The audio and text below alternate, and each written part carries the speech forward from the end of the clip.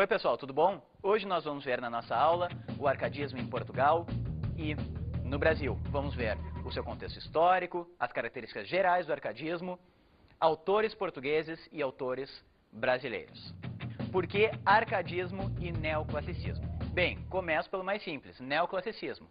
Neo é um prefixo que significa novo. Classicismo é um período literário que já existiu. Logo, o arcadismo recupera aquelas características do classicismo, só que em um outro tempo. Logo, é uma renovação desse classicismo. Já arcadismo nos remete a uma região da Grécia, a região do Peloponeso, onde nós temos uma região muito montanhosa, especificamente a região da Arcádia. Nessa região da Arcádia se encontra o Monte Mênelo, onde vive Apolo e suas musas. Apolo também, que é o deus da inspiração poética, né? E nessa região, a Arcádia, também vivem diversos pastores e pastoras. Muito bem, por isso, então, que chamamos essa corrente literária de arcadismo e neoclassicismo.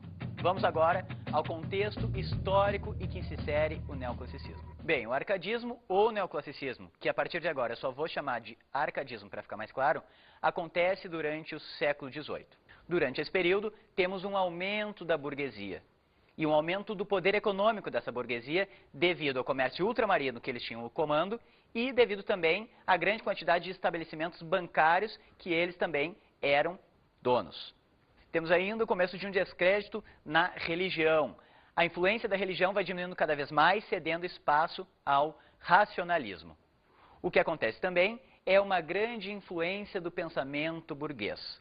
Essa influência do pensamento burguês se dá a partir de duas perspectivas. A primeira delas é a questão da arte, ou seja, vai haver uma renovação na arte e é a arte do arcadismo. E a segunda é a influência do pensamento, da ideologia, que será o iluminismo ou ilustração. Iluminismo ou ilustração é uma crítica da burguesia culta aos abusos do clero e da nobreza. A burguesia iluminista pregava uma estrutura social de vida mais simples e pregava também de que a razão era o guia infalível da sabedoria. Nesse mesmo período, acontece a publicação da obra O Espírito das Leis de Montesquieu, onde ele propõe a divisão do governo em três poderes: o legislativo, o executivo e o judiciário. Ocorre também nesse período a publicação dos discursos preliminares da Enciclopédia de Diderot e d'Alembert. Ainda temos outra publicação importantíssima, que é o livro Émile de Jean-Jacques Rousseau. E além disso temos o livro O Contrato Social, também de Jean-Jacques Rousseau. Quais eram as ideias contidas nessas obras? Primeiro, a ideia de um retorno à natureza. Por quê? Porque a sociedade é que corrompe o homem, porque ele nasce bom. Partindo daí, que temos então a teoria do bom selvagem, aquele que não está em contato com a civilização que o corromperá. Além disso, acontece em 1776 a independência dos Estados Unidos da América. Essa é a fase também do despotismo esclarecido, onde temos em Portugal a figura de Marquês de Pombal. Bem, esse século, devido a ser influenciado pela ideologia iluminista, vai ser conhecido como o século das luzes. Características gerais. A primeira delas é a volta aos clássicos. A boa poesia devia ser aquela que imitasse a poesia clássica e a poesia da antiguidade clássica greco-latina. Por isso que, quando citamos as características do arcadismo, temos diversos termos em latim, inspirados no poeta latino Horácio. O primeiro deles é o inutilia truncat, que significa retirar o inútil, tirar aquilo que não é necessário na poesia. Ou seja, escreve-se uma poesia de forma racional, de forma organizada e que se preze pela simplicidade de estilo. Outro termo utilizado para caracterizar o arcadismo é o fugere urbem. O que significa? Significa fugir da urbe, ou seja, fugir da cidade. Prega-se então uma volta à natureza, a um estilo simples de vida. Desse termo, retiramos duas características a mais. O pastoralismo, os poetas não são mais pessoas que residem na cidade, são pastores, e o bucolismo, Ou seja, toda a ambientação da poesia se dá em bosques, em lugares amenos. Lugares amenos, retiramos então o termo locus amoenos. O pastor está em um lugar agradável, em um lugar afável, onde temos árvores frutíferas, carneirinhos e ovelhinhas, onde temos a sua pastora trabalhando junto com ele, onde da natureza eles retiram tudo para a sua sobrevivência e não precisam de nenhum luxo. É a idealização da vida natural. Outra característica muito marcante no arcadismo é a delegação poética ou fingimento poético. O poeta finge ser um pastor. Então, em suas poesias, não temos o escritor Tomás Antônio Gonzaga, e sim o pastor Dirceu, ou o escritor Cláudio Manuel da Costa, e sim o pastor Glauceste Satúrnio. O poeta, dessa forma, consegue retirar a subjetividade do poema. Alguns autores chamam isso de despersonalização do eu lírico. Por que despersonalização? Porque o poeta abandona a subjetividade, não fala de algo pessoal, e sim cria um personagem, um pastor, e a partir daí descreve, conta, narra os acontecimentos da sua vida. Ou seja, é como se um pastor estivesse escrevendo a poesia, e não o poeta propriamente dito. Vamos agora a alguns aspectos formais do arcadismo. As frases são escritas nos poemas árcades em ordem direta. Por quê? Porque o poeta Árcade preza pela clareza. Preza pela clareza por quê? Porque se volta aos ideais clássicos de poesia, que preza o equilíbrio e a razão. Outra característica importante é a simplificação linguística, também devida ao ideal de clareza. A poesia Árcade é voltada ao social, não voltada ao social por tematizar questões sociais, mas sim para ser demonstrada à sociedade. Logo, eles prezavam, então, por isso, pela clareza, ou seja, ser claro. Na poesia significa atingir mais e mais pessoas. Outra característica importantíssima na poesia Árcade é o começo de uma maior utilização do verso branco. O que é o verso branco? O verso branco é o verso sem rima. Nem todos os poetas escreveram assim, mas alguns começaram a se utilizar dessa técnica. Interessante também é lembrar que eles ficam no verso branco e não no verso livre, que é poema sem métrica. Ou seja, o poeta Árcade mantém a métrica e, por vezes, abandona a rima. Razão, natureza, verdade. Esses são os 3 preceitos básicos que resumem todas as características do arcadismo. A razão, porque o poeta Árcade vai deixar de criar uma poesia emocional, e sim uma poesia racional. A natureza, porque é o lugar onde existe ainda a pureza humana. E a verdade é atingir o belo artístico. Arcadismo em Portugal. O que está acontecendo em Portugal no século XVIII? Temos de 1707 a 1750 o governo do rei Dom João. Ainda temos também a modernização do ensino superior em Portugal. A partir de ideais iluministas, há uma total modificação no ensino superior. Temos em 1750 Dom José no poder em Portugal e que irá chamar para ser primeiro-ministro o Marquês de Pombal, símbolo do despotismo esclarecido nesse país. Expulsão dos jesuítas de domínios portugueses. Isso acontece por medida do Marquês de Pombal, que, influenciado pelos ideais iluministas, vai de encontro aos ideais jesuíticos. A partir desse ponto é que vai acontecer o fim da influência jesuítica e também o fim do ensino jesuítico em Portugal.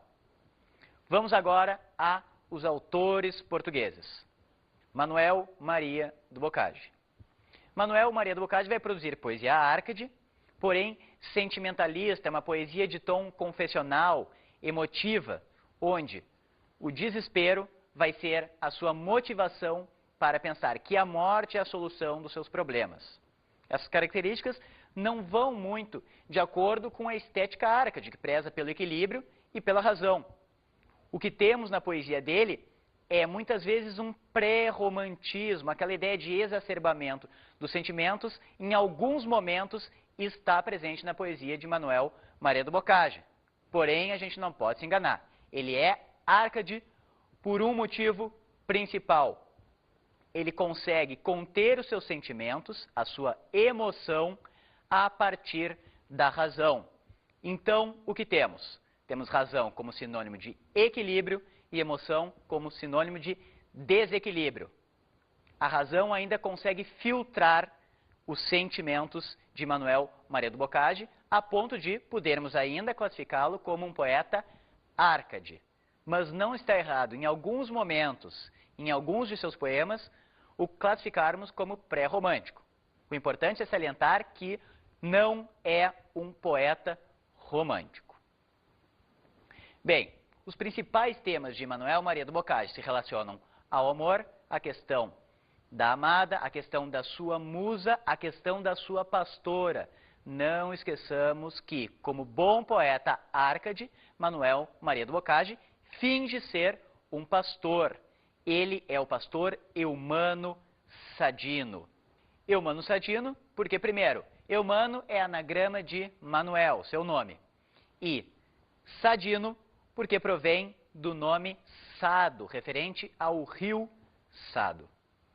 O outro tema da poesia de Eumano Sadino, Manuel Maria do Bocage, é a poesia satírica.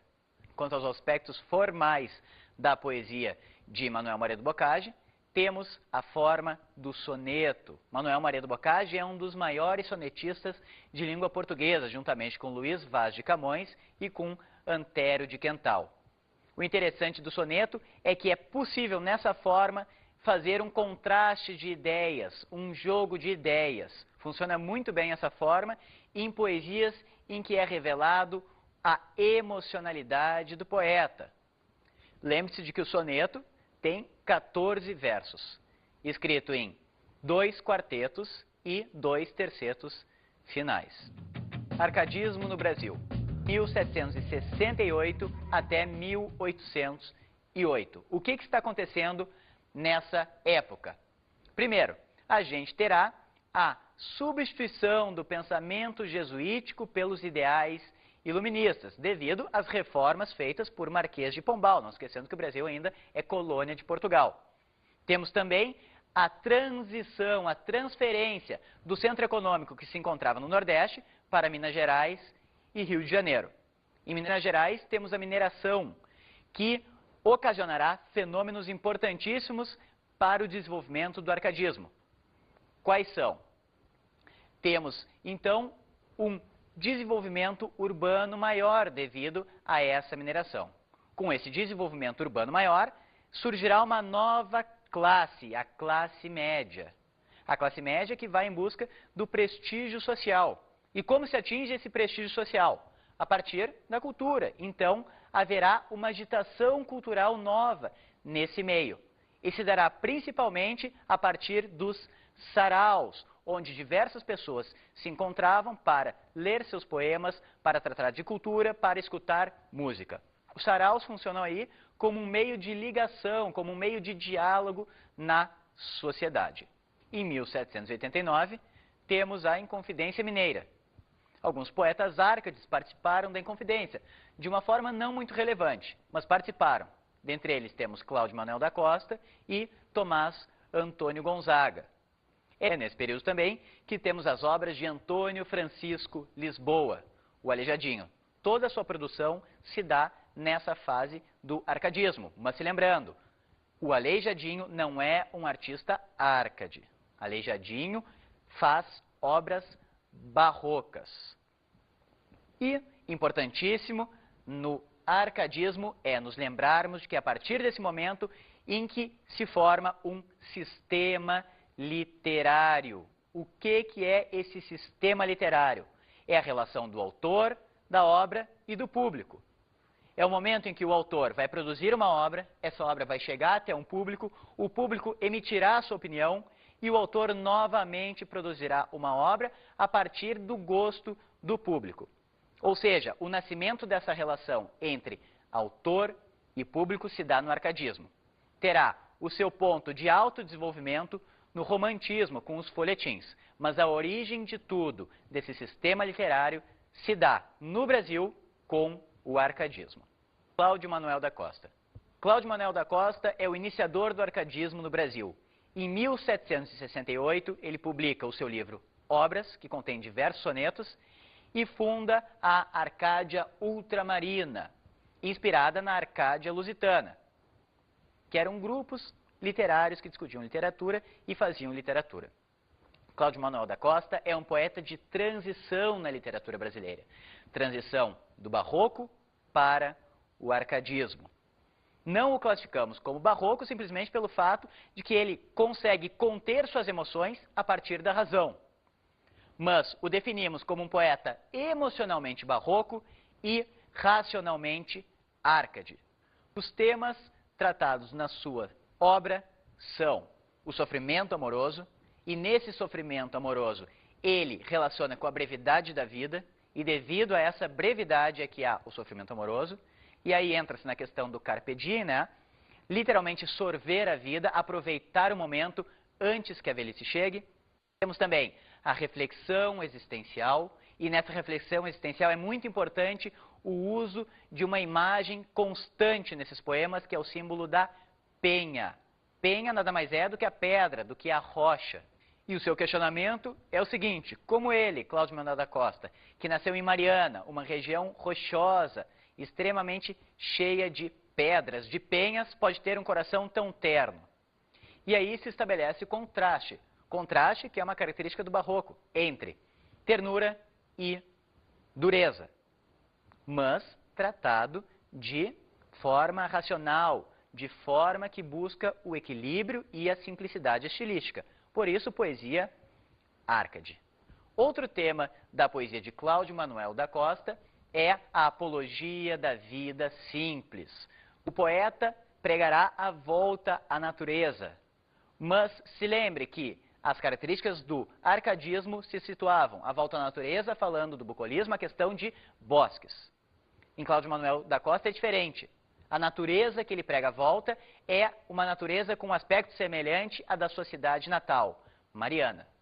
Por isso classificamos Cláudio Manuel da Costa como poeta telúrico. Telúrico significa da terra. Por quê? Porque a sua ambientação em relação à natureza é nacional.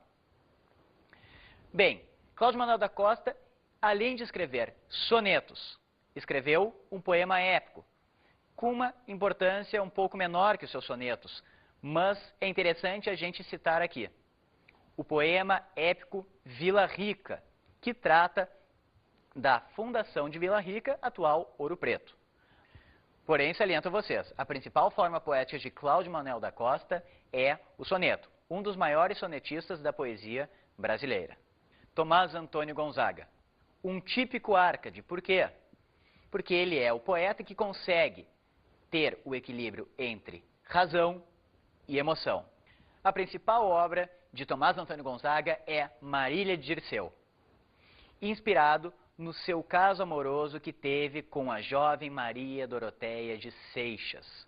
Ele, Tomás Antônio Gonzaga, tinha 40 anos, ela 17 anos, semelhante ao caso que o nosso câmera 2, o BA, tem, né, com a sua namorada de 18 anos. O BA tem 52 anos, só que o BA não sabe fazer poesia. O que ele faz então? Samba. Toca sambas para a sua amada, mas isso é outro assunto. Vamos à literatura, o amor do BA fica para ele. Bom, o que é Dirceu? Dirceu, eu já falei para vocês, é o codinome de Tomás Antônio Gonzaga, é o pastor que Tomás Antônio Gonzaga cria para falar na poesia. Então podemos definir o Dirceu como a projeção artística do modo de ser e pensar do poeta. Por isso que nunca teremos um Dirceu com uma função muito bem definida. Por vezes Dirceu é pastor, mas acontece em alguns momentos na poesia de Dirceu ser um juiz. Quem é Marília? Marília é o pretexto poético de Tomás Antônio Gonzaga. Claro que ele se inspira na figura de Maria Doroteia de Seixas, mas por que eu digo pretexto poético? Porque ela nem sempre tem o mesmo aspecto. Por vezes ela é loira, por vezes ela é morena. Essa obra é dividida em 3 partes. sendo a terceira de menor relevância. Vamos discutir então as duas primeiras. A primeira parte trata do ideal da vida conjugal que Dirceu almeja com Marília. Ele vai tratar da vida amena que pretende ter com ela, do seu caso amoroso que tem com Marília, do ideal de felicidade, da vida na natureza, da vida sem problemas. A segunda parte é uma modificação. É o momento em que Dirceu está preso numa masmorra. E se lembrem que há um paralelo com a vida de Tomás Antônio Gonzaga. Por quê? Porque nesse momento é a fase em que Tomás Antônio Gonzaga é preso devido à sua participação na Inconfidência Mineira. Pois bem, o que acontece na masmorra com Dirceu? Dirceu sofrerá por estar distante de Marília. E todo o sofrimento dele encontra consolo na figura de Marília. É interessante que num desses poemas da segunda parte, ele pede a Cupido, que é seu companheiro, que sempre o ajuda nesses momentos de sofrimento, a ir ao lugar onde Marília está e observar se ela está chorando, porque se ela estiver chorando, ainda gosta de Dirceu. E se ela estiver chorando, que Cupido vá lá e recolha uma lágrima do seu choro e coloque em sua asa. E leve essa lágrima até a masmorra onde se encontra Dirceu. Por quê? Vendo aquela lágrima e tocando naquela lágrima, ele terá forças para continuar vivendo o seu martírio, até o dia em que encontre Marília. Porém, ele nunca mais encontrará Marília. Na vida real, Tomás Antônio Gonzaga será degradado à África. Vivendo na África, ele não vai manter mais relações com Maria Dorotéia de Seixas. Construirá sua vida lá, terá um novo casamento para com sua produção poética. Bem, vamos agora a outra obra de Tomás Antônio Gonzaga, que são as Cartas Chilenas. As Cartas Chilenas são uma obra de crítica ao governador Luiz da Cunha Menezes, que era governador de Minas Gerais na época. Tomás Antônio Gonzaga se utilizará de pseudônimos nessa poesia. Na verdade, as Cartas Chilenas são trocas de cartas entre Critilo, pseudônimo de Tomás Antônio Gonzaga, e Doroteu, pseudônimo de Cláudio Manuel da Costa. Critilo se encontra em Santiago do Chile e envia cartas a Madrid, onde se encontra Doroteu. Nessas cartas, eles farão críticas severas, satirizando e ironizando Fanfarrão Minésio. E Fanfarrão Minésio representa a figura de Luiz da Cunha Menezes. Eu, Marília, não sou algum vaqueiro que viva de guardar alheio gado, de tosco trato e de expressões grosseiro, dos frios gelos e dos sóis queimados. Tenho o próprio casal e nele assisto. Dá-me vinho, legume, fruta, azeite e as mais finas lãs de que me visto. Graças, Marília bela, graças à minha estrela. Eu vi o meu semblante numa fonte, dos anos ainda não está cortado. Os pastores que habitam este monte respeitam o poder de meu cajado. Com tal destreza toco a sanfoninha, que inveja até me tem o próprio alceste. Nem canto letra que não seja minha. Graças, Marília bela, graças à minha estrela. Basílio da Gama. Falar de Basílio da Gama é falar do seu poema épico O Uruguai, que trata da expedição punitiva comandada por Gomes Ferreira de Andrada aos 7 povos das Missões. Se lembrando que nessa época, a década de 1750, o momento da expulsão, quem estava no poder era Marquês do Pombal, que queria a expulsão dos jesuítas de domínios portugueses. O poema O Uruguai é uma louvação a Marquês do Pombal e também aos índios. É a apologia do homem natural. Quem resta como alvo? Os jesuítas. Os jesuítas, além de inimigos dos europeus, serão os enganadores dos índios, ou seja, há uma ideologia totalmente anti-jesuítica. Importante salientar que a figura do índio é um aspecto medular na literatura brasileira e começa no arcadismo, com esse poema épico O Uruguai e também em outro poema épico, Árcade, Santa Rita Durão. Aramuru é o poema épico do descobrimento da Bahia e da conquista por Diogo Álvares Correia. É a exaltação da terra brasileira, onde encontramos a valorização da vida natural e a ausência de um aspecto importante no arcadismo, a ausência da mitologia pagã. Se lembrando também que na obra O Uruguai de Basílio da Gama há essa ausência da mitologia pagã. Importante salientar que essa figura do índio se encontra nas obras de Basílio da Gama e Santa Rita Durão.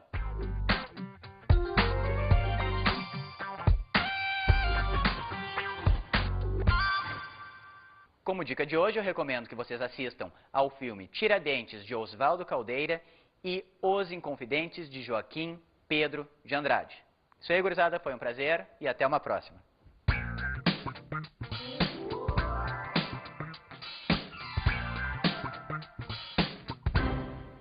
O tema da aula de hoje foi arcadismo, Portugal e Brasil.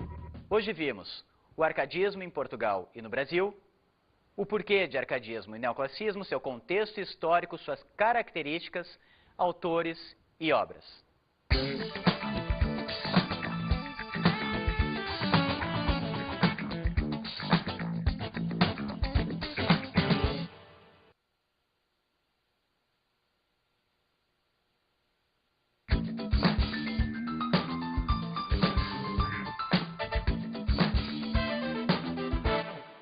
Bem, professor, de acordo com o tema visto hoje, eu recomendo a criação de saraus em sala de aula com os próprios alunos. Por quê?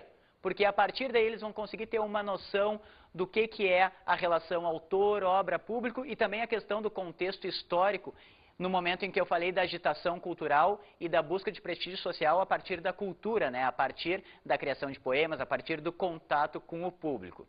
É muito válido isso porque, além dos alunos gostarem de fazer, vão encontrar uma maior motivação na leitura desses poemas e, quem sabe, vai ser uma influência para eles buscarem outras leituras além da poesia Arcade.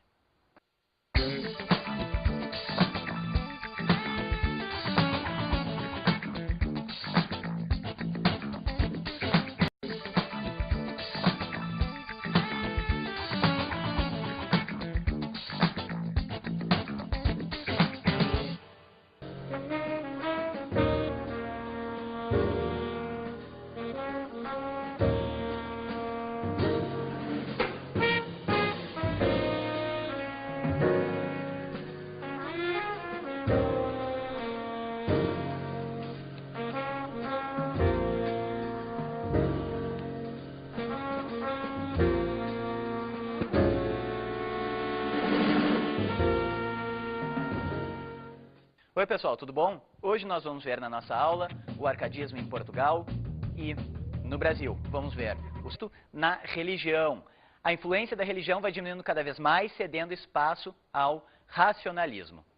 O que acontece também é uma grande influência do pensamento burguês. Essa influência do pensamento burguês se dá a partir de duas perspectivas. A primeira delas é a questão da arte, ou seja, vai haver uma renovação na arte e é a arte do arcadismo. E a segunda é a influência do pensamento, da ideologia, que será o iluminismo ou ilustração. Iluminismo ou ilustração é uma crítica da burguesia culta aos abusos do clero e da nobreza. A burguesia iluminista pregava uma estrutura social, seu contexto histórico, as características gerais do arcadismo, autores portugueses e autores brasileiros. Por que arcadismo e neoclassicismo? Bem, começo pelo mais simples, neoclassicismo. Neo é um prefixo que significa novo. Classicismo é um período literário que já existiu. Logo, o arcadismo recupera aquelas características do classicismo, só que em um outro tempo. Logo, é uma renovação desse classicismo. Já arcadismo nos remete a uma região da Grécia, a região do Peloponeso, onde nós temos uma região muito montanhosa, especificamente a região da Arcádia. Nessa região da Arcádia se encontra o Monte Mênelo, onde vive Apolo e suas musas. Apolo também, que é o deus de vida mais simples, e pregava também de que a razão era o guia infalível da sabedoria. Nesse mesmo período, acontece a publicação da obra O Espírito das Leis de Montesquieu, onde ele propõe a divisão do governo em três poderes: o legislativo, o executivo e o judiciário. Ocorre também nesse período a publicação dos discursos preliminares da Enciclopédia de Diderot e d'Alembert. ainda temos outra publicação importantíssima, que é o livro Émile de Jean-Jacques Rousseau. E além disso, temos o livro O Contrato Social, também de Jean-Jacques Rousseau. Quais eram as ideias contidas nessas obras? Primeiro, a ideia de um retorno à natureza. Por quê? Da inspiração poética, né? E nessa região, a Arcádia, também vivem diversos pastores e pastoras. Muito bem, por isso, então, que chamamos essa corrente literária de arcadismo e neoclassicismo. Vamos agora ao contexto histórico em que se insere o neoclassicismo. Bem, o arcadismo ou neoclassicismo, que a partir de agora eu só vou chamar de arcadismo para ficar mais claro, acontece durante o século XVIII. Durante esse período, temos um aumento da burguesia e um aumento do poder econômico dessa burguesia devido ao comércio ultramarino que eles tinham o comando e devido também à grande quantidade de estabelecimentos bancários que eles também eram donos. Temos ainda o começo de um descrédito